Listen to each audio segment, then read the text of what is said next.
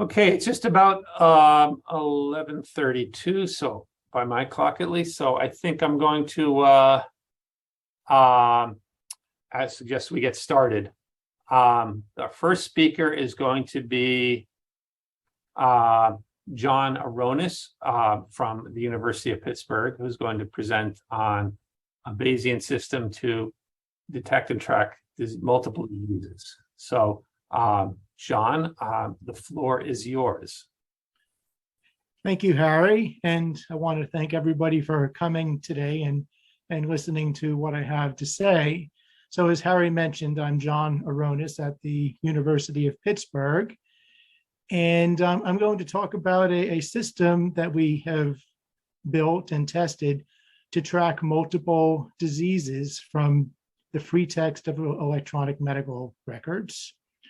So this work is being done at the University of Pittsburgh in the Department of Biomedical Informatics.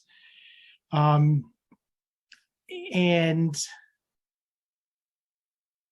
we are interested in tracking the rate of diseases, in particular influenza-like illnesses in hospital emergency departments.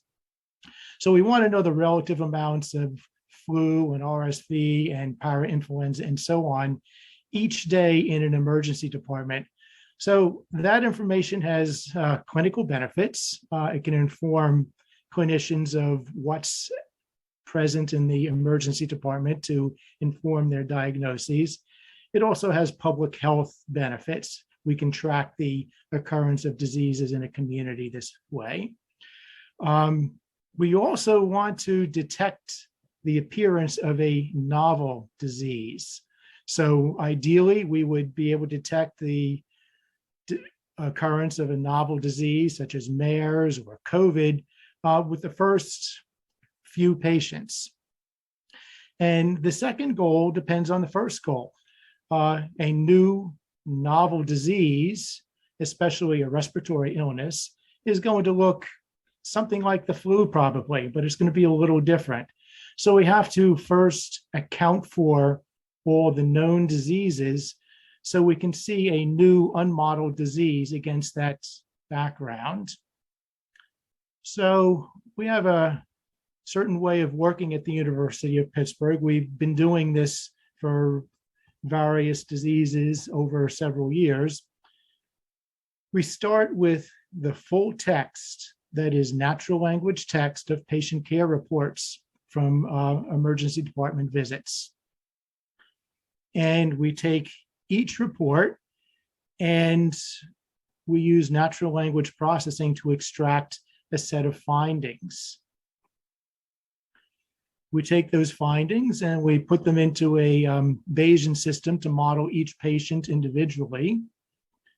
And finally, we take the output of all these patient models and put them into the ILI tracker algorithm, which is what I'm going to talk about mostly today. So first, a little digression about our data. As I mentioned, we use the full text of patient care reports from emergency departments here in Allegheny County. We have over 250,000 records each year, so there's a lot of natural language processing going on. Currently, we extract about 70 findings from each patient record. And the Bayesian modeling basically tries to find the probability of findings given the various diseases. If you're familiar with Bayesian modeling, you know that if you want to know the probability of a disease given the findings, it turns out to be a lot more convenient to first find the probability of the findings given the disease. We have a fixed set of diseases we model, including other. And other is everything else, including trauma. So the ILI tracker algorithm takes these patient records, which have been codified into a set of findings. So computationally, each patient record is a vector of findings. It's been processed. And each day, we start with a set of prior probabilities. Basically, what the system believes about the level of influenza, RSV, and so on in the emergency department. Given those prior probabilities and what the Bayesian model has told us about each patient, we can assign a probability to each patient that they have each of these model diseases. Well, then we can just add them up. If we have a set of patients, we know the probabilities they have the different various diseases, we can compute the expected number of each disease in the emergency department. And given the expected number, then we can turn that into a fraction and find a posterior probability of each disease. The posterior probability, basically what we believe at the end of the day, becomes the prior probability for the next day. And we repeat. Now, you might ask, where do the initial prior probabilities come from? And it turns out that they are almost irrelevant. So if we start with any reasonable values for prior probabilities, the system will very quickly converge on about the same values. So we can start almost anywhere, and within 2 weeks, everything works out. So just a little bit of detail about how all this happens. So on a particular day, the system starts with these prior probabilities, basically prior beliefs about the level of here, flu, COVID, and other in the emergency department. Then we add data, basically all the patients. So we take these prior beliefs and we combine them with the data, and we compute probabilities for each individual patient. And then we just add them all up and compute these posterior probabilities. So we start with prior probabilities, beliefs at the beginning of the day. We add some data, we do some math, and then we revise our beliefs to what we think are the levels of these diseases at the end of the day. And, well, the ILI tracker algorithm says, well, the posteriors for day n become the priors for day n plus 1. So each day, we start with some beliefs, we update them based on the data we have, and we come up with a set of posteriors, which we then say are the priors for the next day. Well, we've tested this on a few years. Let me just show you the results on 2014-15.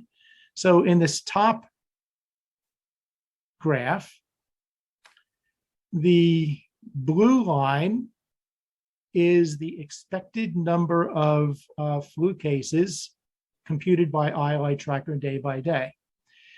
And the red line is the number of positive lab tests. Now, I'll point out that we do not use lab test as a finding. We want ILI tracker to be able to track any disease based on a clinical description of it, whether or not we have a lab test for it. But you can see that the output of ILI tracker tracks pretty well with, we call this our silver standard. And when I compute a correlation coefficient, it's in the 70.7, 0.8 range. So it works pretty well for flu. Harry, would you confirm that you can actually see and hear me? Yeah, you're great. Okay, thank you. So I'm not just talking to air. Okay, so it works pretty well for flu. And just ignore this bump here for a moment. We'll get back to it. So if you ignore this sort of inconvenient bump here, it works pretty well for RSV. Good. But then looking down at HMPV, not so good. Parainfluenza, well, not so good. Well, that's probably because we did not have many training examples for HMPV and parainfluenza to work with, and the models are just not very good. So it works pretty well for flu, and other than this little thing here, it works pretty well for RSV. Okay, well, we can't ignore this bump. Okay, in fact, that bump is pretty interesting. So we want to know what's going on. So this is August and September of 2014. And you can see that ILI Tracker believes that there's quite a lot of RSV in the emergency department, but there isn't. I think this is only one positive lab test. And in fact, a couple dozen lab tests were being performed each week. So something is wrong here. So ILI Tracker believes there's RSV present, quite a lot of it, and well, there ain't. So this raises an interesting question. How can we detect the presence of a new unmodeled disease? So ILI Tracker makes some assumptions. In particular, it assumes that each disease present in the emergency department is going to fit nicely into all of these predefined boxes. Well, if there's a new unmodeled disease present in the emergency department, it is not going to fit into those boxes. Nonetheless, the ILI Tracker algorithm is going to force it into these predefined boxes. Well, when you force something probabilistically into a predefined box and it doesn't really fit the box, one of the effects is going to be that the probability of the data on that particular day where you have a poor fit, given the output of ILI Tracker on that day, that likelihood is going to go down. And we can track these day-by-day likelihoods of the data, given what ILI Tracker is telling us. So the way we track it is by computing each day what we call an empirical P-value.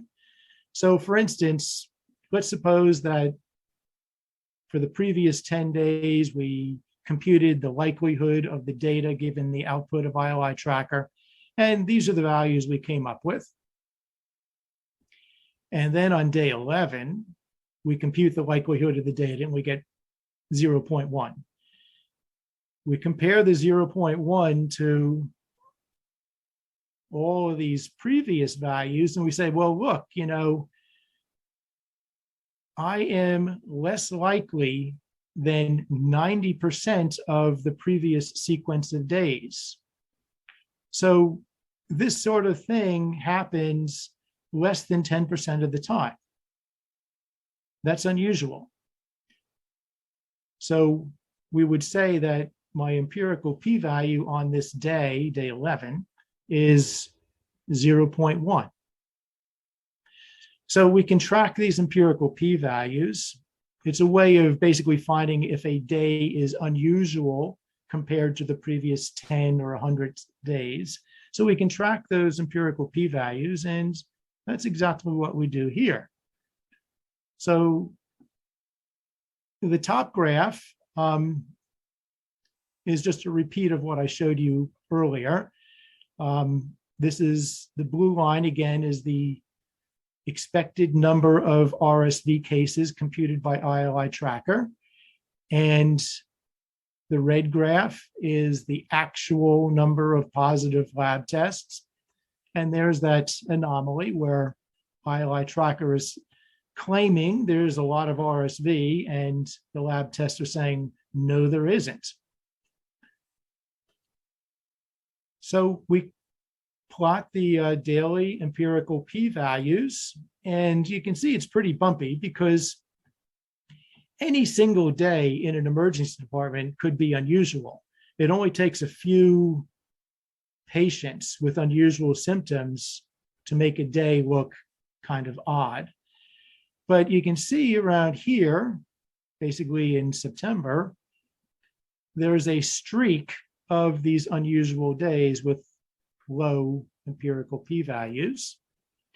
And that is even more obvious if I track the logarithm of the empirical p-values. You can see that ILI tracker is making some kind of claim during these days that is not true. Well, as I said, ILI tracker makes some assumptions. And one of those assumptions is that every disease that comes through the door fits into these boxes. And if we have diseases coming through the door that do not fit into those boxes, this is what we're going to see. These empirical p-values are going to drop. So this is a strong sign that there is an unmodeled disease, something new that the system does not know about in September of 2014. Well, in fact, that's what happened. I had noticed this unusual streak of days. I didn't know what it was until the clinician told me, well, there was in fact an outbreak of D68 in September of 2014.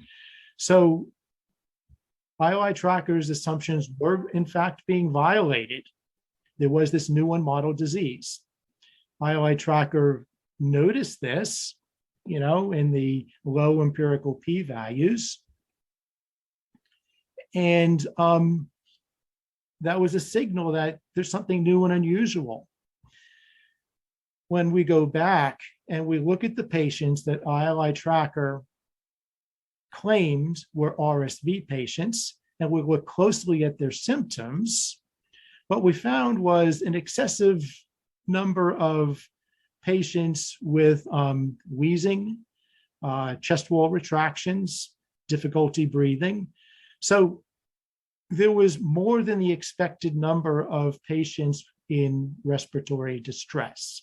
Now, RSV can in fact cause wheezing and respiratory distress, but we were seeing much higher rates of that among patients than we could account for if it were in fact RSV alone. So we see this excessive respiratory distress, and in fact, that is consistent with this enterovirus D68. Children in particular were coming into the ED with D68 in serious respiratory distress. So ILI tracker, was able to notice that there was something unusual going on. And in fact, it was because the presence of an unmodeled disease. Now, if you're familiar with D68, you might recall that it also caused neurological deficiencies, paralysis in particular. Paralysis or any neurological symptoms were not among the findings that we extracted with our natural language processing.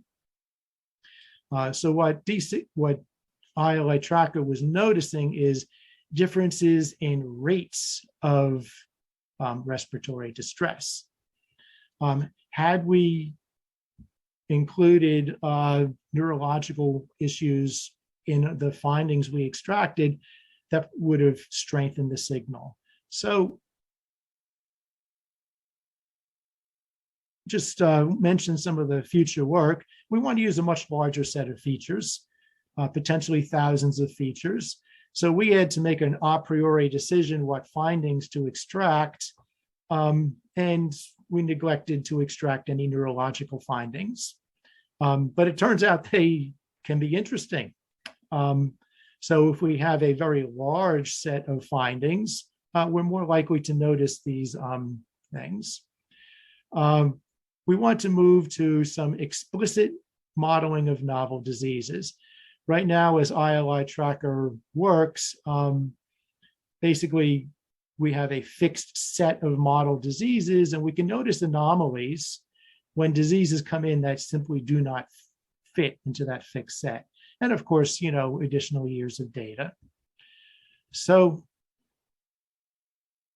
with that, I think I have a few minutes left. I think I got in my 20 minutes there, so I have a little time for discussion or questions.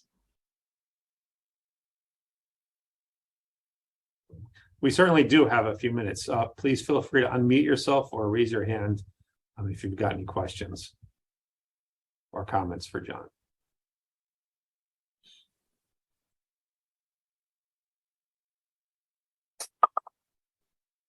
So not hearing anything, I'll take moderator's prerogative here, although being cognizant of the fact that I mentioned in the slides, it feels like I'm a little bit of a ringer, but please rest assured these were not planted questions.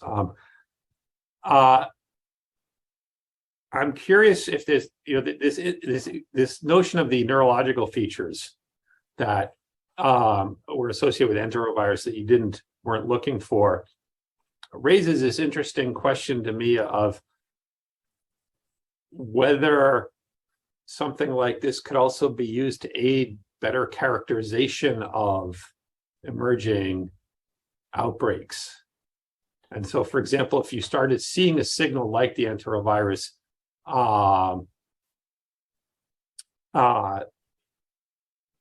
outbreak that you saw there in 2014, and you then began to look back at the patients who fell into that category of being predicted to have what looked like this, false RSV that turns out to be enterovirus, could you look back at those patients to see if they were presenting with things that were new clinical signals that you might not have otherwise found?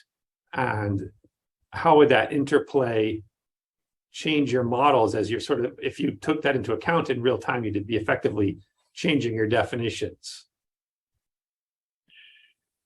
Yeah, I think there's two things there. One is, I do think that, we could retrospectively go back and improve clinical definitions of known modeled diseases. So we could take, the known RSV patients and look back through a wide set of findings and maybe notice things going on that, we were unaware of clinically. The other is, can we do this in real time? Yes, it gets technical. The way ILI tracker works now is we have fixed models with point probabilities, but it is possible to incrementally update our model. So as patients come in and we're pretty sure they're RSV or flu, we could, in real time on the fly, update these models. So that is something we are in fact looking at. It gets a little technical and computationally intensive.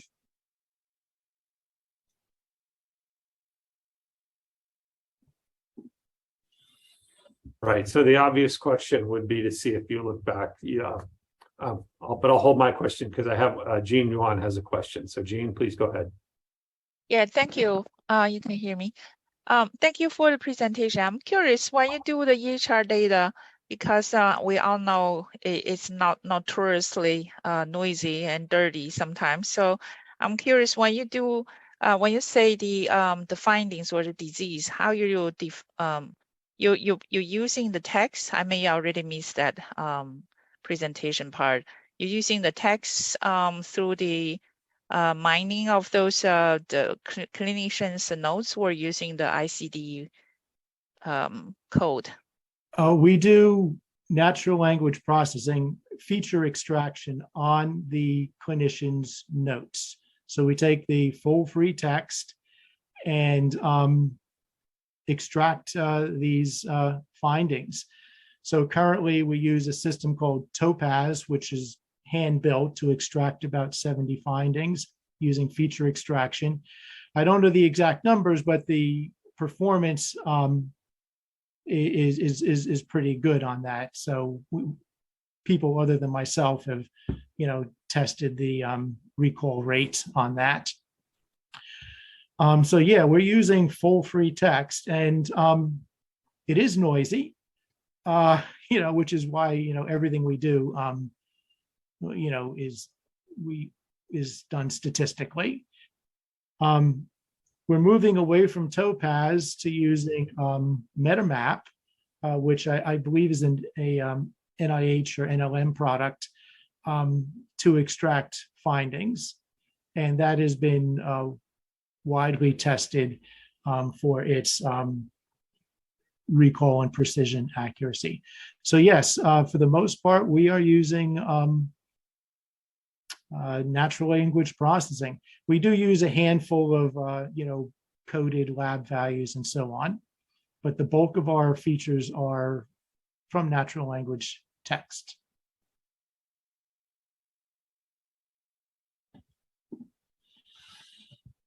And we just deal with the noise.